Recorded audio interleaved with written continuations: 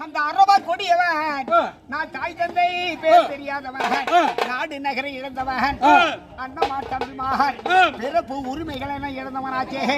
அனாதியாக நான் என்ற போது